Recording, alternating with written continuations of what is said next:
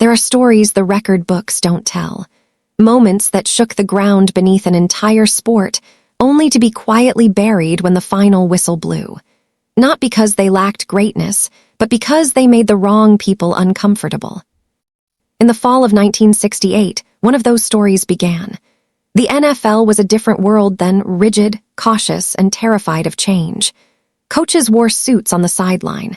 Owners made decisions in smoke-filled rooms. And the idea of a black man leading a team on the field, commanding the huddle, calling the plays, that wasn't just unusual. It was unthinkable. But that year, something extraordinary happened in Denver. The Broncos were falling apart. Their quarterbacks were injured, their offense lifeless, their season slipping into chaos. Then came a young man from Omaha, Nebraska, calm, fast, and impossibly confident. His name was Marlin Briscoe. He wasn't supposed to touch the football. Drafted in the 14th round, listed as a defensive back, he was never meant to lead anything. But from the moment he stepped onto the field, everything changed. His teammates called him the magician because he turned broken plays into miracles. He threw with precision, ran with vision, and carried himself like someone who already knew the ending, even when the rest of the world refused to believe in it. In just a handful of games, he did what no one in the modern NFL had ever done before. He became the league's first black starting quarterback. And for a brief, electric moment, the impossible seemed to come alive. Denver fans fell in love with him. The media called him fearless. Kids in the stands saw a kind of confidence they'd never seen before. But behind the cheers and headlines, something darker was stirring. The league wasn't ready for what he represented. Because if Marlin Briscoe could lead a team, if he could win games, make decisions, and command white teammates, what else could he do? What would that mean for the carefully built image of a league that saw leadership as belonging to only one kind of man? That question scared people in power. And so, after rewriting what was possible in the NFL, Marlin Briscoe was quietly erased from it. His stats forgotten, his name removed, his legacy hidden. This is the story the league didn't want told. The story of how one man's brilliance forced the NFL to look in the mirror, and how, for decades, it tried to look away. Because this isn't just about football. It's about fear. The fear of change, the fear of equality, the fear of what happens when someone breaks the unspoken rules. And yet, the truth has a way of resurfacing. No matter how deep you try to bury it, greatness finds the light. This is the untold story of Marlin Briscoe, the magician, and how the NFL tried and failed to make him disappear. If you're enjoying this video and loving the content, don't forget to give us a big thumbs up. It really helps us know what you want to see more of. And why keep all the excitement to yourself? Share this video with your friends, family, or anyone who loves NFL drama. Before the controversy, before the silence, there was just a kid from Omaha who loved the game. Marlin Briscoe didn't grow up with promises or privilege. What he had was rhythm, that rare blend of calm and confidence that separates dreamers from doers. On playgrounds and college fields, he wasn't just another athlete. He was a phenomenon in motion. At Omaha University, Marlin rewrote every expectation placed in front of him. Over 4,400 passing yards, more than 50 touchdowns, records that stood for years. But it wasn't just the numbers, it was how he played. He saw defenses before they even moved. He dropped back, read every angle, then slipped through chaos like it was choreographed. When a play broke down, that's when he came alive. A twist here, a dart there, a perfect strike downfield. The crowd never knew what was coming next. His teammates started calling him the magician, because somehow, even disaster turned into gold in his hands. Still, none of that mattered to the people who made the rules. The NFL in 1968 wasn't built for someone like him. Teams saw athleticism and instantly thought defensive back, leadership, quarterback. Those were reserved for someone who looked the part, and in their minds, that didn't include Marlin Briscoe. When the Denver Broncos drafted him in the 14th round, they listed him as a defensive back without hesitation. He didn't argue. He didn't complain. He just showed up to camp with quiet confidence and the same spark he'd always carried. The coaches saw a good athlete. What they didn't see yet was a revolutionary. Training camp was brutal. Veterans were fighting for jobs, rookies were trying to survive, and the Broncos' quarterback room was already collapsing under injuries and poor performances. Week by week, the offense sputtered until the entire team looked lost. And that's when opportunity finally knocked, not politely, but out of desperation. The coaches, out of options, decided to give Briscoe a single series under center. One drive, one chance. The crowd didn't know what to expect. Half of them were curious, the other half skeptical. But Marlon walked into that huddle like he'd been there his entire life. On that drive, he threw a touchdown. The crowd erupted. The sideline came alive. For the first time all season, Denver looked like it believed again. The next week he started. Then he won. And then he won again. Every game felt like another illusion, another moment where reality bent around him. Reporters started calling him the magician in bold print. Fans couldn't get enough. The city of Denver had fallen under his spell. And just like that, history had changed. Quietly, beautifully, and against every expectation the league had set. By midseason, the Denver Broncos were falling apart. Their playbook looked broken, their locker room fractured, and their fanbase exhausted. Week after week, the team stumbled through losses that felt heavier than the scoreboard could show. The crowd had gone from hopeful to hostile, and even the press had started counting down the days until the season was over. Inside the building, frustration was everywhere. Quarterbacks were injured, confidence was gone, and no one seemed capable of saving the offense. The coaches had tried every fix they could think of, new plays, new lineups, even new leadership, but nothing worked. The Broncos weren't just losing games, they were losing faith. That's when desperation took over. One assistant coach, tired of watching the same mistakes, made a quiet suggestion during a film session. "Why not give Briscoe a shot?" The room fell silent. It sounded ridiculous. A rookie. A 14th round pick. A defensive back. And worse, he was black. In 1968, that alone was enough to make the idea sound impossible.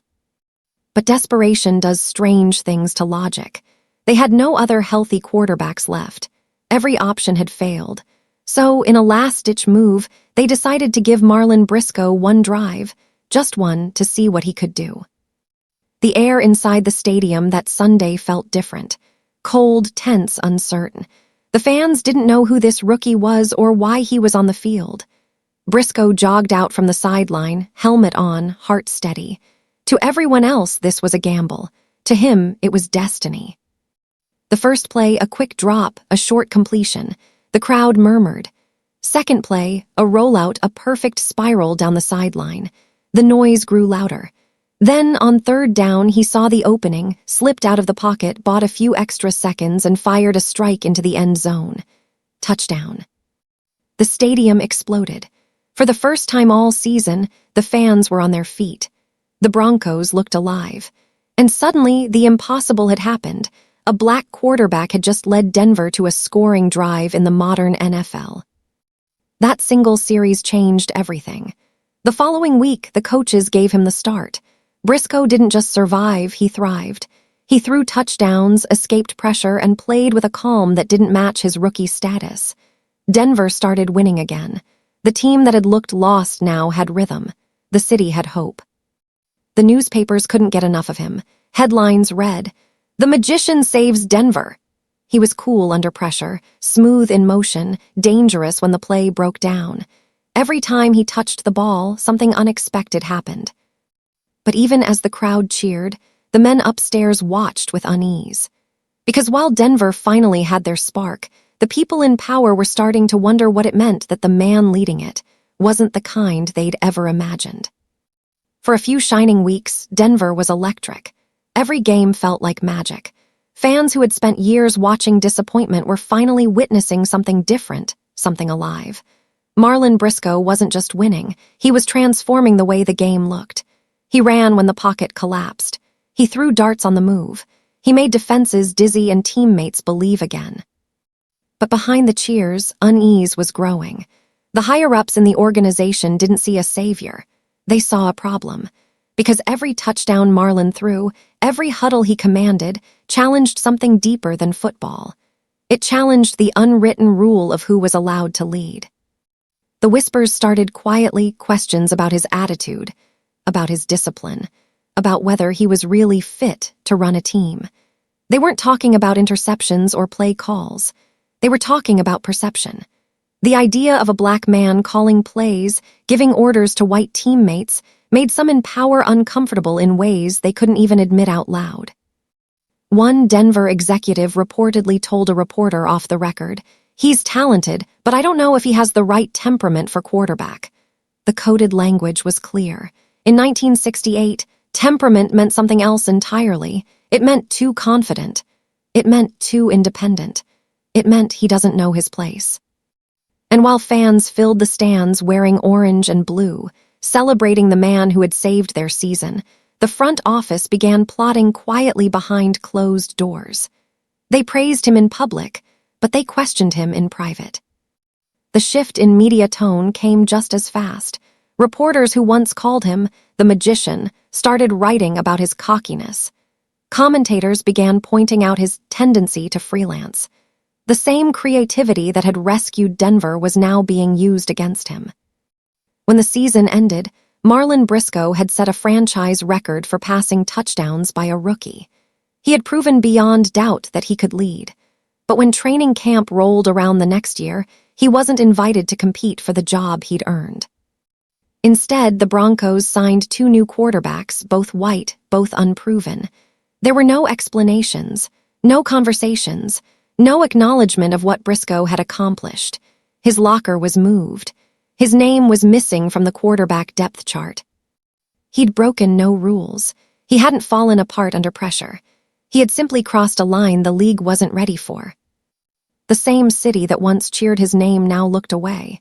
The headlines stopped. The magic faded.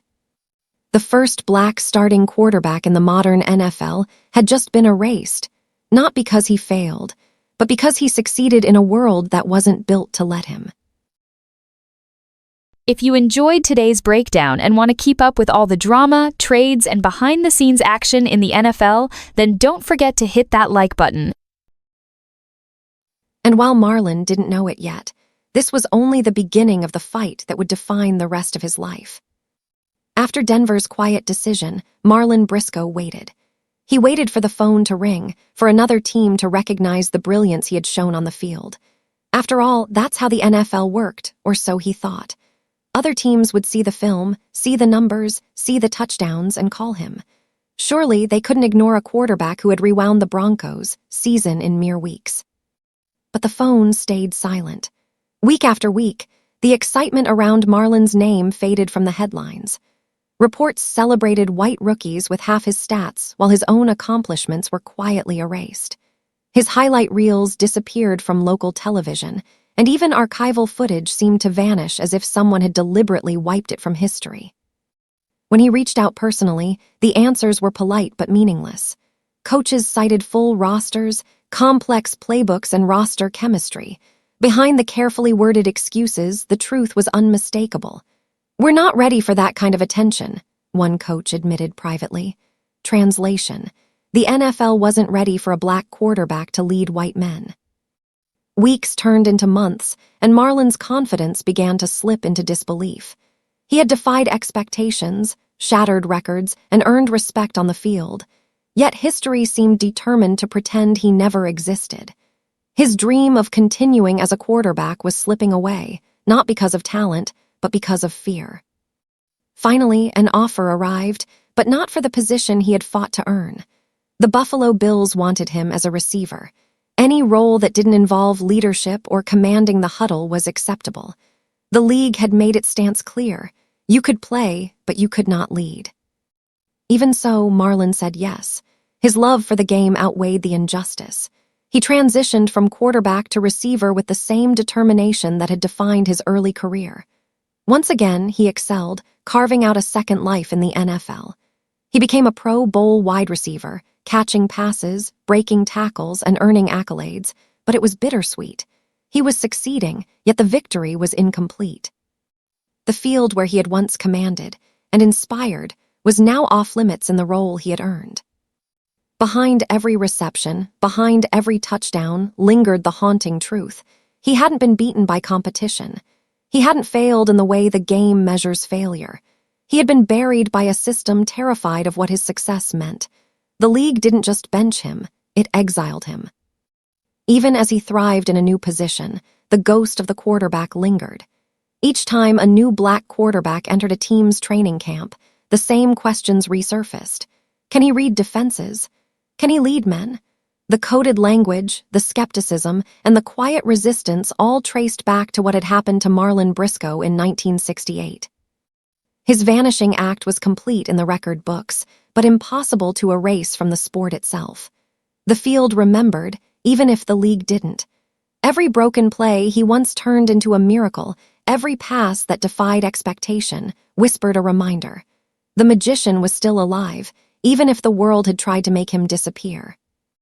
Marlon Briscoe had faced the unthinkable, erased from the position he had earned, sidelined not by performance but by fear. And yet he didn't quit. He didn't let the league's silence define him. When the Buffalo Bills offered him a new role, as a receiver rather than a quarterback, he accepted, not with bitterness but with determination. Football was his love, and he wasn't about to abandon the game. The transition wasn't easy. Quarterback and receiver are worlds apart. One commands the huddle, reads the defense, and throws the ball with precision. The other runs routes, catches passes under pressure, and relies on someone else to make the decisions. For a man who had once been the center of the field's attention, it was humbling. But Marlon had always thrived under challenge, and he approached this reinvention with the same discipline and quiet confidence that had defined him from Omaha to Denver. From the first practice, it was clear he wasn't just adapting, he was excelling. His speed, vision, and athleticism translated seamlessly. He could track the ball in the air like few others, evade defenders, and turn routine catches into spectacular plays. His quarterback's mind still guided him. He anticipated openings, read defenses instinctively, and understood angles in a way that made him seem almost prescient. Soon, he wasn't just a receiver, he was a force. Pro Bowl honors followed. Headlines acknowledged his skill, his athleticism, his contributions. But there was always a quiet undertone, a reminder of what could have been. The position he truly deserved remained off-limits. Each touchdown he scored, each record he set as a receiver, carried with it a bittersweet weight. He was brilliant, but brilliant under constraint. The NFL had given him a stage, yes, but not the one he had earned. Even so, Marlon's love for the game never wavered.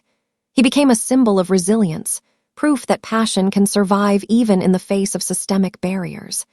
And while the league had tried to bury him as a quarterback, they couldn't erase the lessons his journey taught future generations. He showed that talent could adapt, that greatness didn't always need recognition, and that integrity could outlast injustice. Behind the scenes, he carried a quiet fire. He knew the truth.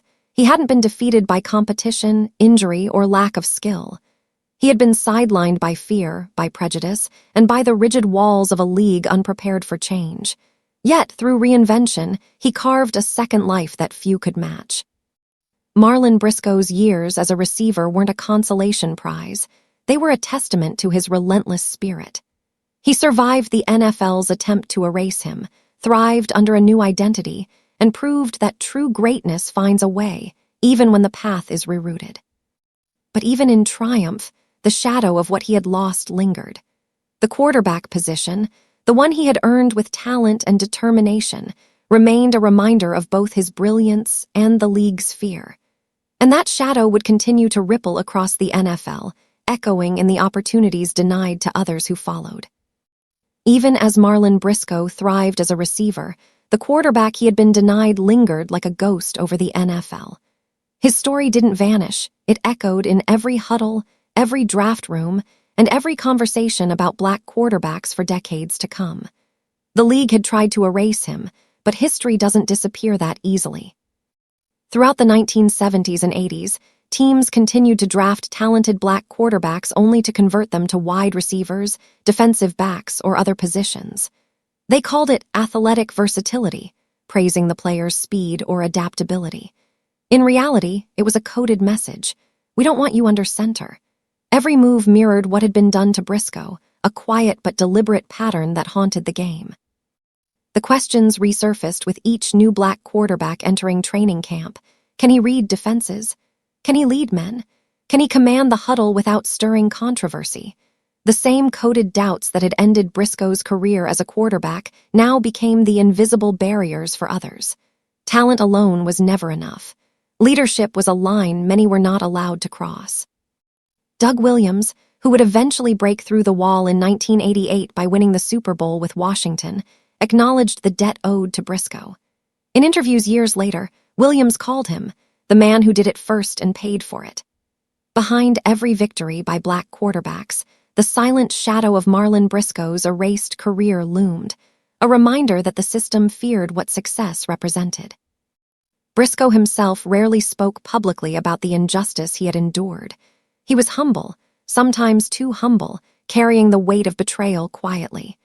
He had loved the game enough to endure its betrayal, and in doing so, he became more than a player. He became a symbol. His resilience and perseverance inspired the generations who followed, even if the NFL only recognized it years later. Every time a quarterback like Warren Moon rewrote broken plays into poetry, every time Randall Cunningham defied the laws of physics with grace and vision, there was a trace of Briscoe. The calm, the intelligence, the defiance, the magician's essence lived on. Players, coaches, and fans who understood the history saw it, even if the league preferred to forget. Marlin Briscoe's story was more than a footnote. It was a mirror to the NFL's own insecurities. It highlighted the quiet prejudice that dictated who could lead, who could succeed, and who could be remembered. And while he had been denied the quarterback position, his presence was felt every time a young black quarterback took command of a huddle, called a play, or led a team against the odds. Though erased from the official history books, the ghost of the magician remained. He haunted the system that feared him, whispered through the achievements of those who came after, and reminded the league that talent, courage, and vision cannot be buried forever. Marlin Briscoe had vanished from the headlines, but not from the game itself. Decades passed, and Marlin Briscoe's name remained largely forgotten outside of whispered conversations in locker rooms and quiet corners of football history. The NFL had moved on, building its billion-dollar empire, while the man who had once rewritten the game's possibilities was reduced to a footnote.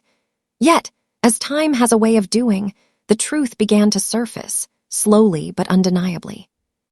By the 1990s, documentaries, retrospectives, and archival footage started to shed light on the pioneers the league had tried to erase. Grainy clips from 1968 showed a young Marlin in orange and blue, rolling out of the pocket, evading tacklers, and firing passes with uncanny precision. Analysts and reporters asked questions that had been ignored for decades. How could the first black starting quarterback in the modern NFL vanish from memory for so long? Executives and coaches mumbled excuses. Some claimed ignorance. Others cited lost footage or changing rosters. But everyone who had been there knew the truth. It had been deliberate. The league had rewritten its history, choosing to erase the quarterback who had challenged the unspoken rules of power. Despite this, Marlin Briscoe himself remained humble. When invited to NFL events later in life, he accepted with quiet grace. There were no speeches about revenge, no demands for recognition. He didn't need them. His mere presence was vindication. Every highlight reel that once ignored him now had to make space for his name. The league that had once denied him a place under center was forced to call him a pioneer. Yet the redemption was not just about personal recognition. It was about legacy. Every new controversy, every time a black quarterback was questioned for being too flashy or supposedly lacking leadership, carried the faint echo of Briscoe's story. Those doubts, those coded questions, were reminders of the barriers he had faced. His journey had become a lens through which the game's progress, or lack thereof, could be measured. And in the broader football world, his impact was clear.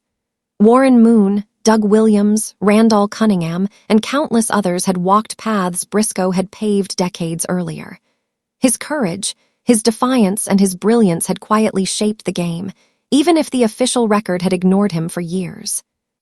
Rediscovery brought more than recognition. It brought justice of a sort. Historians, journalists, and fans began to tell his story with accuracy, acknowledging the obstacles he had faced and the brilliance he had displayed. Marlin Briscoe's life became a testament to resilience, proof that even when systems try to silence greatness, truth has a way of resurfacing. By the time he passed away in 2022, Marlon Briscoe's place in football history was finally secure. The magician who had once been erased now lived in the legacy of every quarterback who dared to lead, every team willing to challenge convention, and every fan who understood that talent, courage, and integrity cannot be buried forever. Marlon Briscoe may have been erased from the official record for decades, but his influence never truly disappeared. Every time a young quarterback steps onto the field today, there's a piece of him in their game, a whisper of courage, vision, and defiance that refuses to be ignored. He didn't just play football, he redefined what it meant to lead. The NFL eventually began to acknowledge his role as a pioneer, but the real measure of Briscoe's legacy wasn't trophies or headlines. It was the quiet revolution he inspired. Warren Moon, Doug Williams, Randall Cunningham, and countless others followed paths Briscoe had carved long before they were recognized. Each breakthrough for a black quarterback carried the imprint of the man who had been denied his moment, proving that leadership, intelligence, and authority don't belong to any one color. Beyond statistics, beyond Pro Bowls and highlight reels, Marlon's story became a mirror for the league itself. It forced coaches, executives, and fans to confront uncomfortable truths about bias, tradition, and the way opportunity is often withheld. His struggles highlighted the system's flaws, and his perseverance showed the world that excellence cannot be contained by prejudice. For those who knew his story, Briscoe was more than a player, he was a symbol.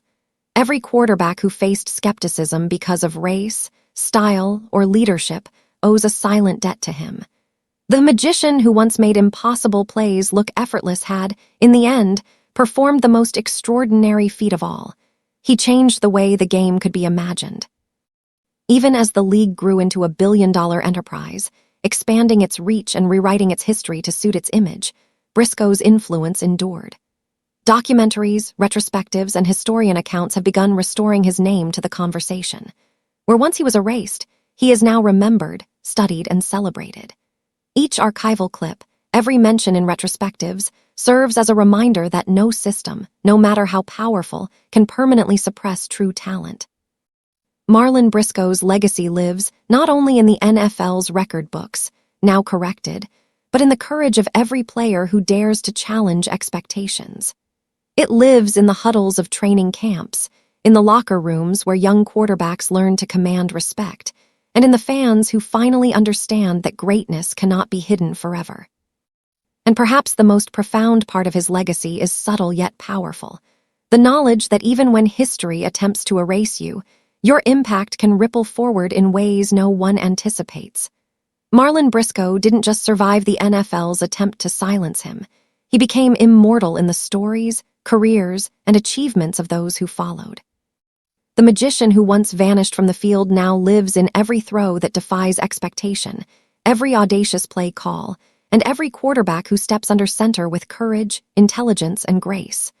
Marlon Briscoe was erased once, but never again. His name, his story, and his legacy are finally where they belong, alive, unshakable, and inspiring generations to come.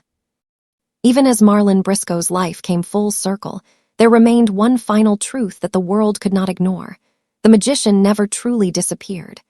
Though the NFL had tried to erase him, though decades passed without recognition, his impact lingered in every corner of the game. Every daring quarterback who stepped under center carried a piece of his courage.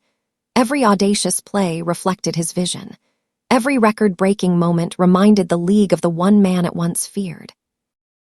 In the quiet moments of his later years, Marlon reflected on a life defined by brilliance and betrayal.